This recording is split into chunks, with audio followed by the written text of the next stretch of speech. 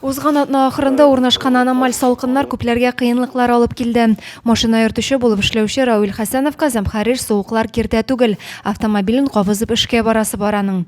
Тик мондый суыкта техниканы да тиз генә кабызам димә. Машина янында озак маташа торгач, Равил абый хәтта ике бармагын ишетә. Думал, нормально все будет. Ну, как отогреются руки, все хорошо будет. В итоге вечером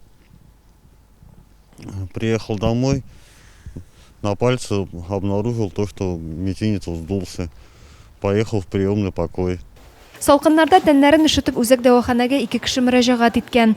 Куллар, борын, колак яфраклары суыкны беренче сизә икән. Андый очракта үзлектән дәваланмаска, бик нык туңган очракта табибка мөрәҗәгать итәргә кирәк. Аңа кадәр кайнар чәй эчәргә киңәш ителә. Есть такая поговорка: одевать как капуста. То есть в такой период необходимо как раз одеваться так послойно, да, то есть одежда должна быть ХБ, то есть если я одел один свитер, да, то есть я тепло одет, это неправильно. Надо одевать многослойно. Сначала ХБ футболку, потом толстовку какую-то, да, водолазку и потом уже теплый свитер. Температураның түбән булуы сәбәпле Зәйнең кеше күп йөри торган үзәгендә дә бушлык, урамнарда халык шактый кимегән. Суыктан курыкмыйча дарухана яки кибеткә баручылары гына күренә. Мондай салкыннарда инде күп чыгарга тырышмыйбыз. Көндә бер тапкыр инде магазинга чыгып керәсең дә, и все. И көне буе өйдә. Без пенсионерларга нәрсә?